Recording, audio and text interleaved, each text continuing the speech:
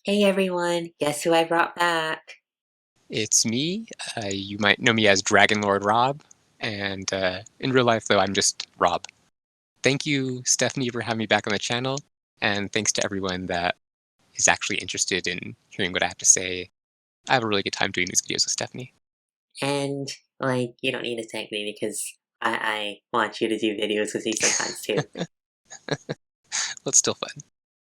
We're recording this video on February 27th, which is a full moon, but this video is scheduled to be released on March 11th, and that's extra special because, It will be my birthday, and Stephanie will tell you the rest.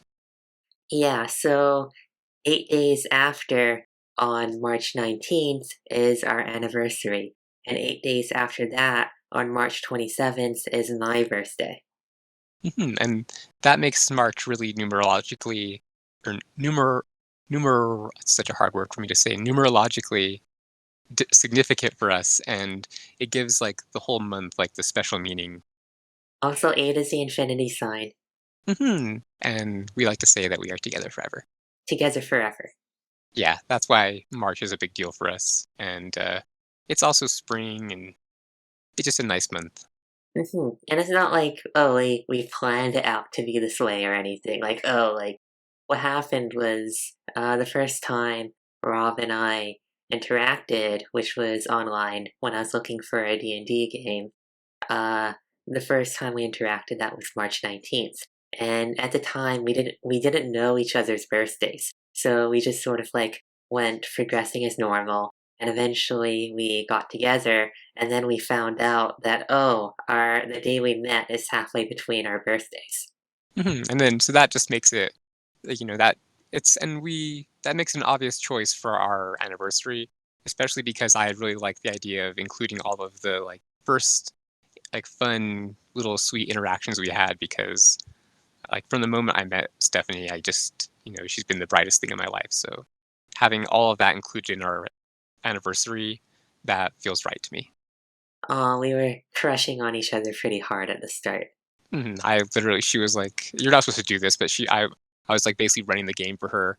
I was thinking about anyone that was going to like drive this girl out of my game was basically about to get like rocks are going to fall on their character from them, and it was and also she wanted to join, and like she was at the bottom of the list of applications, but then I chose her first because like she had the most well written and like endearing request to be in my game, and really seemed like she was interested in her character, which turned out to be a furry character, and she absolutely sold me, someone who was completely non-furry at the time, on the idea of her character in a world in my D&D setting that had no furry characters in it previously. So that just shows what like a good ambassador can do, and that was 6 years ago. Yeah, that was 6 years ago. This is our sixth anniversary. And we look forward to many, many more years together. And it's been such a wonderful, amazing 6 years that honestly, I wouldn't trade it for anything. Now, what's made this anniversary a bit different, however, is that it's also the zero point 0.5 anniversary of the YouTube channel, because I started that back, I mean, my first video was published at the end of August, and okay, technically the anniversary should be end of February, which is actually when we're recording this video, but it's like, oh, February, this is when Pokemon Day is. So hmm I'm obviously I can't have like a Pokemon Day video and like an anniversary video on the same at the same time. It's just a bit much. hmm So yeah, 6 months of Stephanie doing her channel. It feels like much longer just because if I know, I always see the amount of work she puts in. Every time she's working on a video, I hear about like, oh, I'm doing this for this, I'm doing the thumbnail and stuff. So I hear and know how much work goes into it.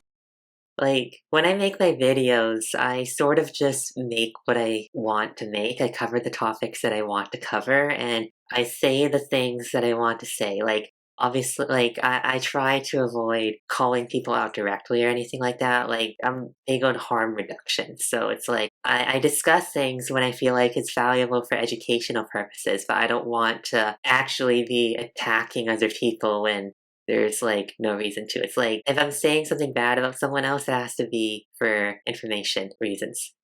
Yeah, I like that you're not like a cancel shark, even though there is actual reasons to do that. I like that you're just more you care about people and you're more heartfelt in what you're doing.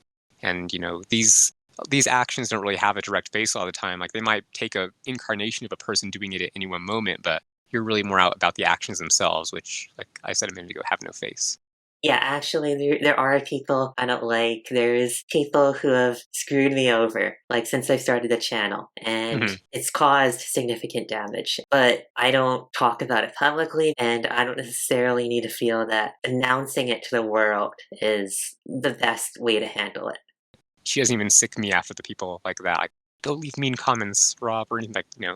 She's very mature and professional, and just tells me that it didn't work out, and I leave it at that because that's honestly what a responsible adult should do. Aw, thank you. You're welcome. What kind of makes my channel different from other channels, though, is that, like, it seems my audience likes very severe content. It's not like, oh, like, that's a bad thing. It's not like, no one watches it, I'm not gonna make that type of stuff anymore. It's like, I make the things that I make because I want to do it for myself. It's not because I'm expecting to get a certain result at the end. And if a video happens to do better than another one, then good. I'm glad that people enjoy the content.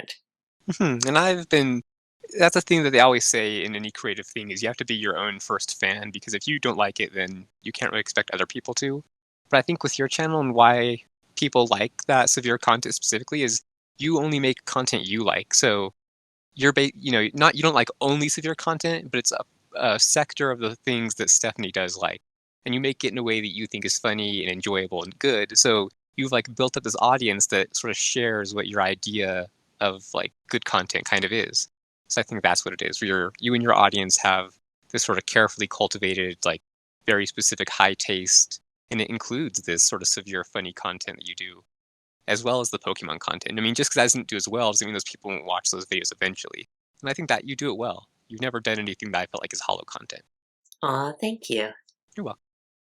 The day we are recording this is also Pokemon Day, and Pokemon Masters, the mobile game, also celebrates 0.5 anniversaries. They're celebrating the 1.5 anniversary right now. Yeah, like her channel one makes sense to me, but the fact that a whole company actually does this for events and it's like, is it a biannual celebration? Like Perry anniversary? I don't know, but it is cool. I like the idea of it. Since this is the 0.5 anniversary, do you have any favorite moments, like funny moments or whatever, favorite moments from past videos I've done? A staple favorite that always comes to mind is like your art doing acrobatics, like when your like persona does that in videos. I think that's just super funny. That gets me every single time. So anything where it like zooms on her face or she like flips around or something, like that is just hilarious to me. Yeah, I just imagine Stephanie doing these backflips and stuff and like doing it as her persona. And it's just like the cutest thing ever. And then also you basically see that with the art. So yeah, that's a staple favorite of mine. Another one is when you sang the Pokemon music as one of the outros. That was really cute. I think you did that pretty recently. Oh yeah, I had so much fun doing that. That was like one of my favorite moments too. It's sort of like, oh, I want to point out that the Pokemon popping in and out of the wild area is really, really annoying sometimes. And but it's like, oh, they made the wild battle music so catchy, but they also made the wild battles in general so meaningless after like you finish the very, very short main story. What in real life, I ride a bike, and it is really common, more than you think, that you'll be going down the path and an Onix will just appear right in front of you, and you can't swerve left or right fast enough to avoid that Onix. You will be battling it. Rob, it was a Steelix. Well, I thought it was a metal Onix, but I guess that is what a Steelix is. But yeah, you know what I mean. It happened. Well, I Yes. guess around here we don't have Steelix, we have Onyx. That's why I haven't seen that. Another favorite moment of mine was the stealth gag from Oh, the early video. yeah, that was funny. I forgot about that, where she was at low opacity and she was like very low visibility. And you come up with all these jokes yourself. Like, I'm not really a part of the editing process. I get to enjoy the content first, like to watch it and like see it after you've done the video. But you're always like, it's so surprising to me to see like these cute little things you do. Considering how you don't really have much of a background in this stuff, you had to learn it all yourself along the way, which I was very, very impressed by. Yeah, I've had to figure things out as I go, and that's why sometimes quality varies, or like I may try something for a bit and then stop doing it for a while. I'm just sort of trying to figure out like what the best use of my attention is. Mhm. And I would say that's another one of my favorite moments of the channel is when you realize that it is fun for you, and it was, like, a thing that really enriches your life. I feel like that was a Mhm. fun revelation. Yeah, and during the early planning, it was quite stressful, the unknowns, because I have anxiety issues. Well, I think it's great. I think every video you make, I get to enjoy and have fun with, and it's not the sort of content I would ever watch on my own, but I think that just makes it so much more valuable to even someone like me where I get to, like I learn stuff from your videos, and that's fun for me. Honestly, this whole channel wouldn't exist if you didn't have the idea that you wanted to make a difference in the world, and specifically, you're a little part of it in the furry community. Exactly. I focus my attention on the fandom, not because it's like, oh, I don't care about non-furries or whatever. It's just that I feel like I can make the biggest difference here. And if I end up appealing to some non-furry people too, that's great. It's just that that market's very saturated right now. And Mhm, furry YouTube has a representation gap. Had a mhm, representation gap. It still has representation gaps. I just filled one of them. mhm, yeah, you're trying to be the change you wanna see in the world, which is, like, I think the pinnacle of activism. Also, in the past half year, I made it through a couple of surgeries that were very unexpected, and it was a difficult time for me. It made me realize certain things about myself, Mhm, and and also just it made me more aware of constraints of my mental health. And like right now, I've still been struggling a bit, not so much with the surgeries, like more was other issues in my life. I'm still not like 100%, though I don't think anyone's 100% right now with the pandemic. mhm, yeah, even people who haven't been physically affected by the illness get emotionally affected by the draw it's had on everyone, so I think we're all looking forward to a horizon where it's over. And I think that you've been a lot better though, like, since probably the last month. I don't think you've complained about any pain or anything like that, so Oh, surgeries, like, it's gone pretty good. It's like I'm still monitoring it and stuff, but I haven't had any major complications. mhm. And that's always good to hear. I knew that you have a high capacity to heal because 'cause you're so sweet. Also, thank you again to all my patrons and everyone who donated towards the surgery during that particular time period where I was offering incentives for people who donated. Like if you go back and watch the Kingdom Hearts Melody of Memory streams, I have like the list of everyone who donated. Mhm. And that would be another high point of the year was seeing everyone support my girlfriend and just the community come out and help her, and that is great because in a strange twist of stereotypes, Canada does not pay for a foot surgery. I don't think people realize this, but certain types of fields are not covered. None of my mental health stuff was ever covered. I had to pay that all out of pocket. Mhm. And in America, where I live, have done mental health stuff for a few years, like probably about a year and a half. I went and I never saw a single bill ever. Like through my insurance that I get for being like an impoverished American, I never saw a single bill. And it was honestly my medical situation. It's aside from the fact that you need to be dirt poor to qualify, I wish that everyone could get that sort of level of care because, like I said, my mental health thing, I went to go see a therapist for a while. That was great. I had a wonderful experience with that and never once saw a single shred of paperwork related to anything other than my care. So that was really great. And the fact that Stephanie doesn't have access to that, and other people in Canada, and people that are already kind of obviously if you're seeking that sort of care, you're not like in the best condition. So yeah, I think that's not good. Um, so last year I reached 1,000 subscribers. I didn't have another milestone set up for the channel. Now I've decided that I would very much like to reach 2,000 subscribers by the first anniversary, which would be end of August. Like, I don't know what I'm gonna do if we reach that, but I'll need to do something for the 2,000 subscribers. It's probably gonna be another video. It's not gonna be like anything super amazing. It's gonna be like the types of celebrations we've done for previous milestones. Well, I think most things you do are super amazing, so for you to say that it's not gonna be super amazing, I have a feeling that's not gonna be true.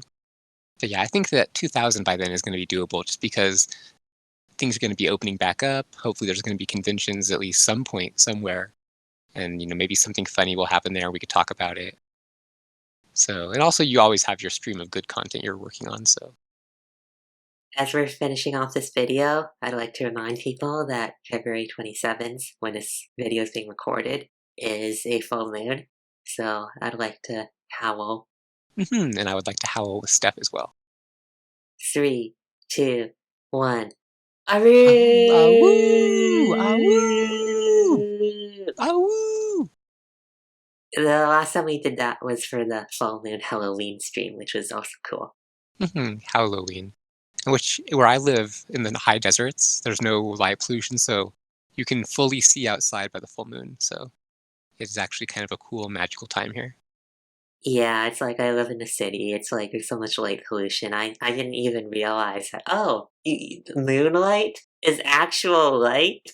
Oh, absolutely. I could like even in the car, I can see like distant hills and mountains and ridge lines. Any snow-capped mountain basically glows under the moonlight here. So very cool. Anyone who wants to come freeze and experience a desert that's 7,000 feet above sea level, that's the only cost. That's all you got to do. Yep, Southern Colorado. But Southern Colorado. Yes, which oh my god, that is the cutest anyone's ever said. The state of Colorado, it's like it's almost like Colorado. So yeah, that just shows that like if she said that around here, I think a lot of people might even get offended. But yeah, I I thought, just said Colorado. oh, well, I thought it was adorable. Like, it's funny, like, because you grew up saying these things from the youngest age as an American. So to hear a Canadian girl like her, like, she has an unsure time saying it, like, that's some of the stuff that, like, being an international couple, you really get to savor. Yeah, that's pretty cool. I hmm I get to hear things that I and experience things I never would have if like you were not American. hmm Yeah, and I really, my goal is to immigrate to Canada, BC specifically, and I hope to live there, hope to become Canadian and become part of that wonderful country. Anyway, I do really think this was a fun video. I'm glad that people asked me to be in another one. It's pretty rare that people besides Stephanie request my presence, so that's always very flattering. Uh, Thank you for watching, everyone. This video was a lot of fun, and I look forward to delivering more content that is what I want to make and not just for views. But if you watch it, I will, of course, very much appreciate it. And thank you for watching, everyone, and I'll see you guys later. Bye.